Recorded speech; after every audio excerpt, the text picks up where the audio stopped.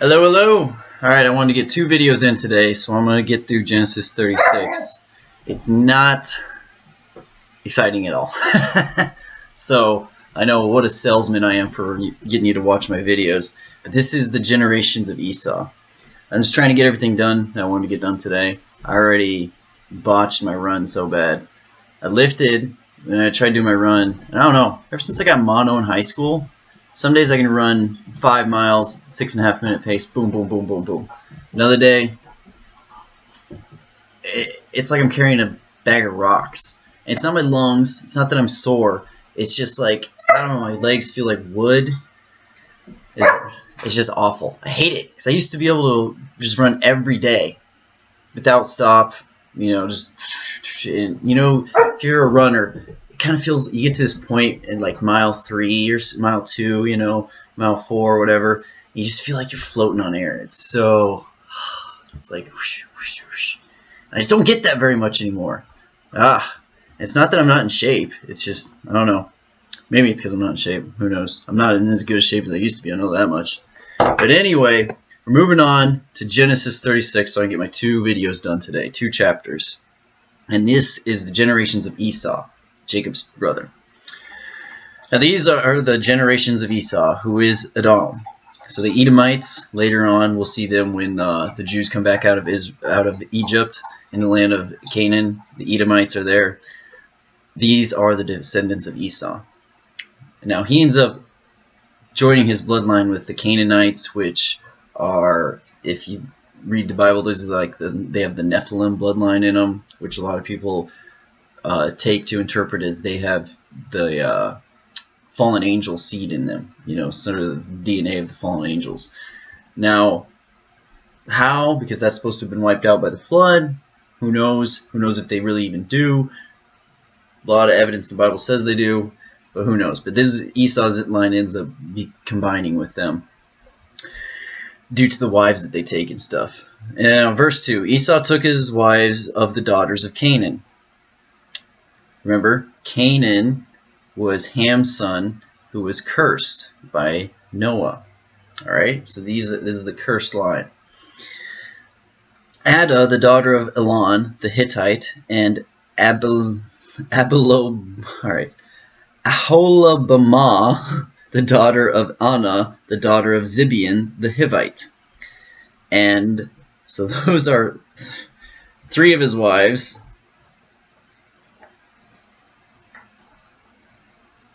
Oh, 2 of his wives. No, 3 of his wives. And Bashemath, Ishmael's daughter, sister of Nephilim. Okay, no wait, 3 wives total there. There's Ada, Elahabama, and Bashemath.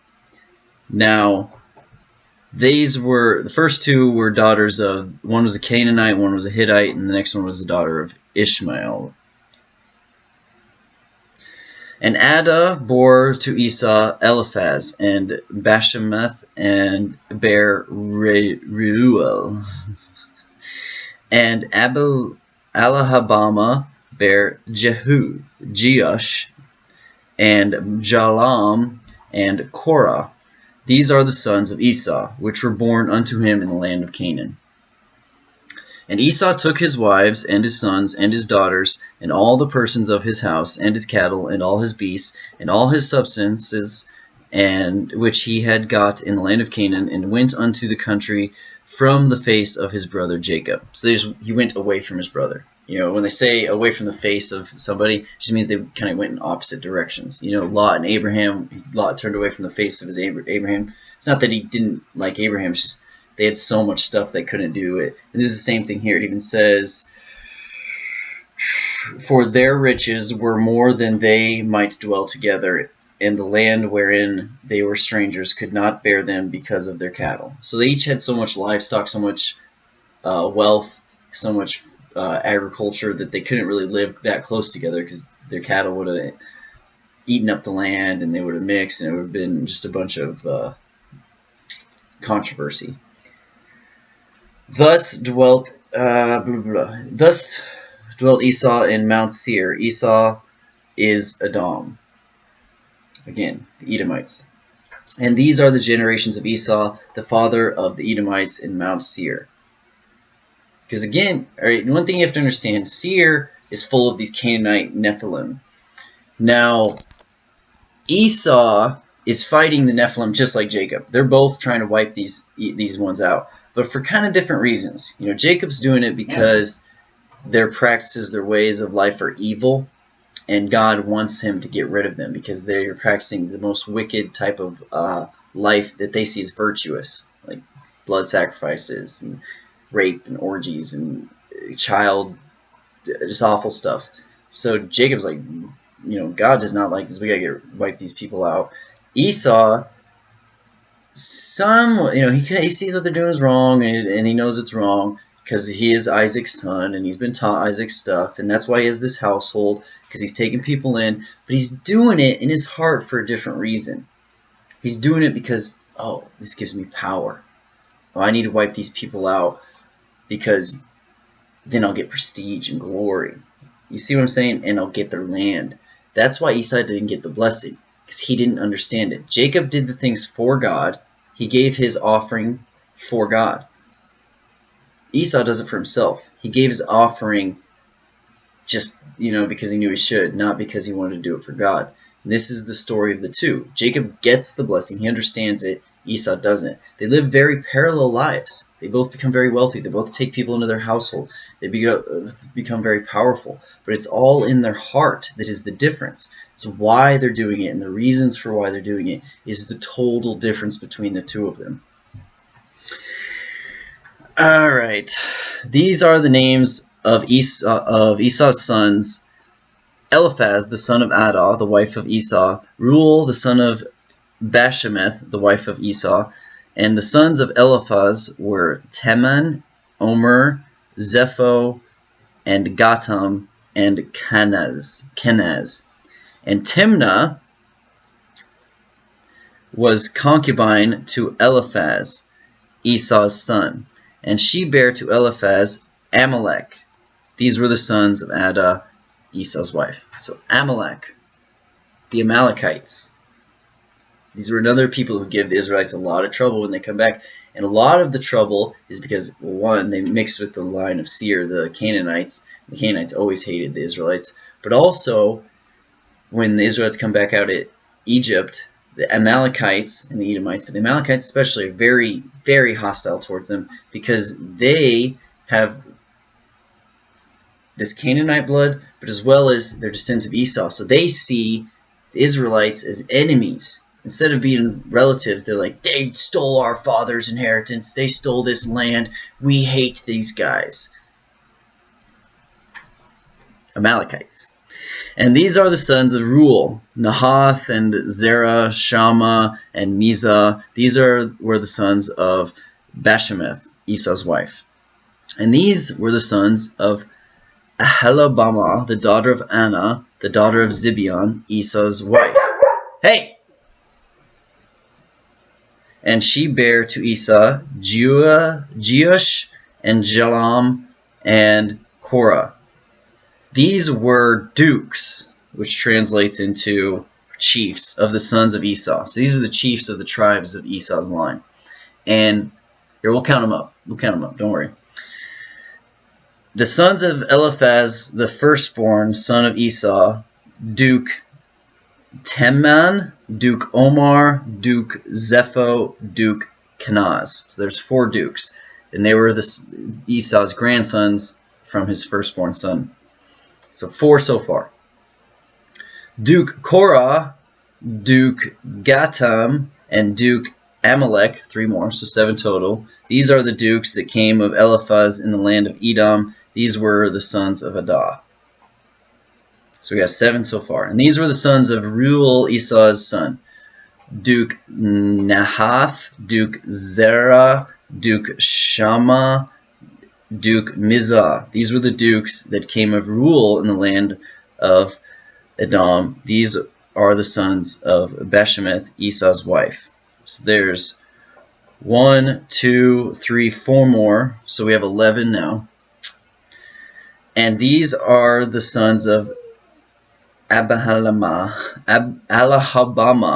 Esau's wife, Duke Jeush, Duke Jalam, Duke Korah. These names are crazy. These were the dukes that came of Alahabama, the daughter of Anna, Esau's wife. So that's 1, 2, 3 more. So that's 14. For some reason, when I growing up, I always thought there was 12 from both Esau and from Jacob, tribes. But counting here is 14, unless I miscounted. All right, and these are the sons of Esau, who is Edom, and these are their dukes. These are the sons of Seir, the Horite, who inhabited the land, Lotan, and Shobal, and Zibeon, and Anah. So again, Seir is where he's going. He's getting away from Jacob because there's too much of each one. And remember, they just buried their father Isaac. This time they still get along, at least relatively well. Remember when Esau welcomed his brother back and hugged him and kissed him and everything? They're still getting along.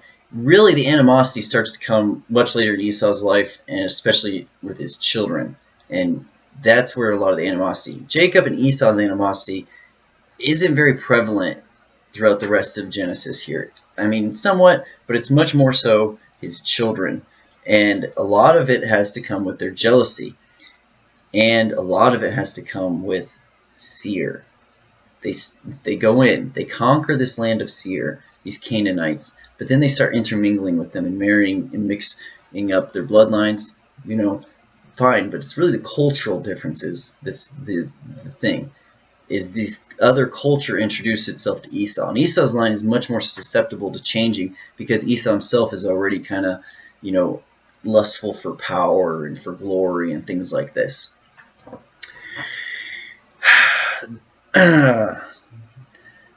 Okay, so yeah, these are the sons of Seir, the Horite, who inhabited the land of Lotan, blah, blah, blah. And Dishon and Ezer and Dishon and Dishan. These are the dukes of the Horites, the children of Seir in the land of Edom. And the children of Lotan were Hori and Hemam, and Lotan's sister was Timnah.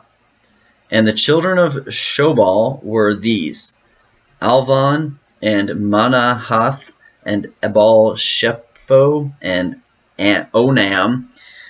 And these are the children of Zibeon, both Ejah and Enah. This was that Enah that found the mules in the wilderness as he fed the asses of Zibeon his father.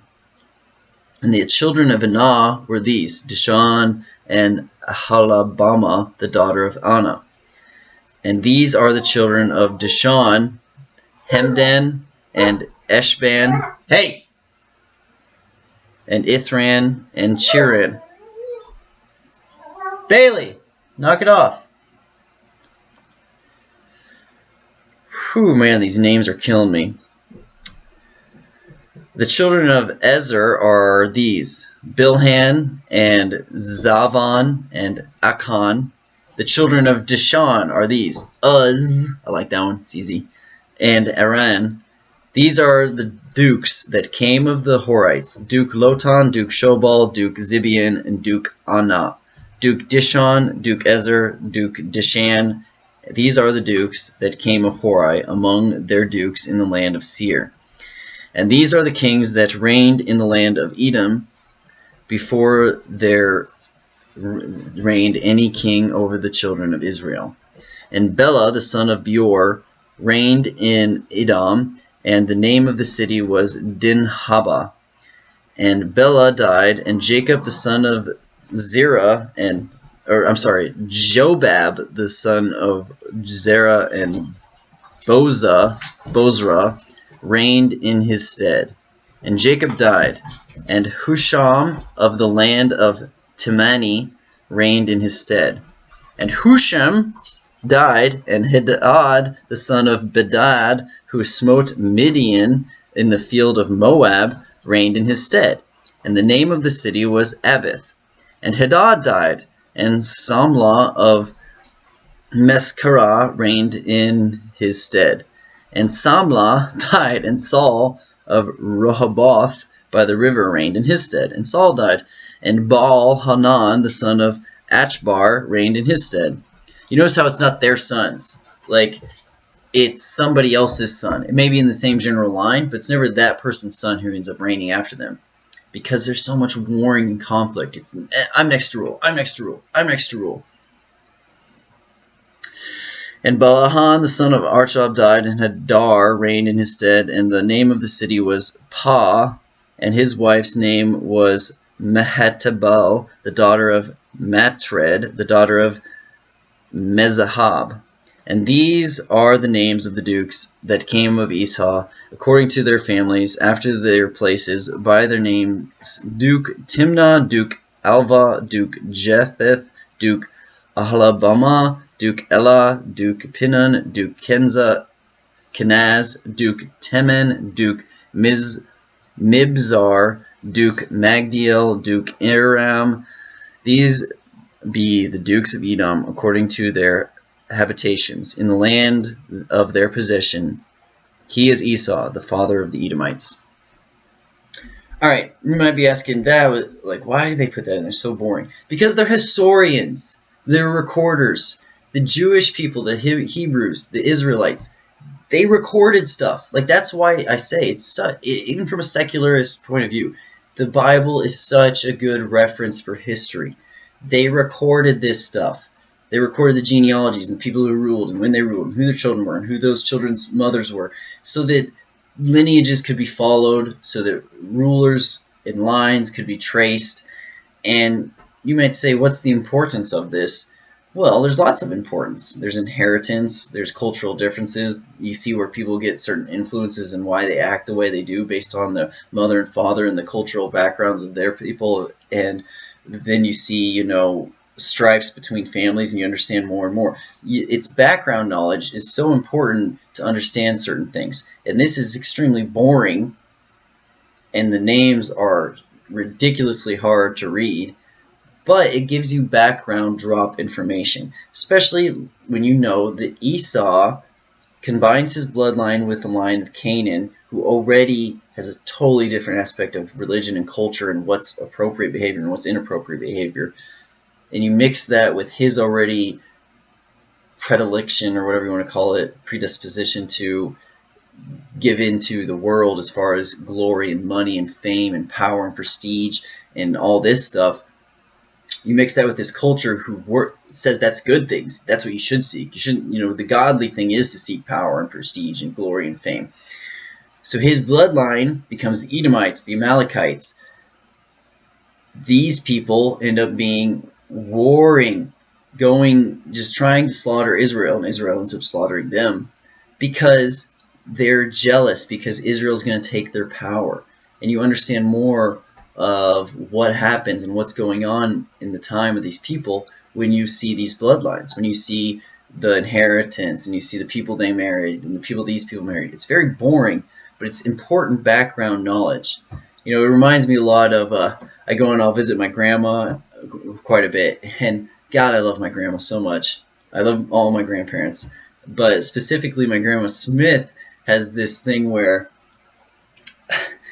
it's just always, that's Johnson's old farm. You remember Harry Johnson? He had that brother from over in eastern Idaho. You know, he was a doctor, but he came back here for a while, and they're both their fathers. You know, their father, he served in World War II. Actually, he was a Navy boat captain, and they ended up having, the one brother had a daughter who moved into Johnson, into the Travis farm, and married the dentist in town. You remember, and so their children are actually cousins to you. You know, and you're just like, what? I don't know if I'm on any of this stuff, but it's good background knowledge, you know, because I want to know who my cousins are. So I want to accidentally ask the wrong person out on a date, then it would be my fifth cousin or something. So it's good background knowledge, but when you're listening to her, you're just like, what?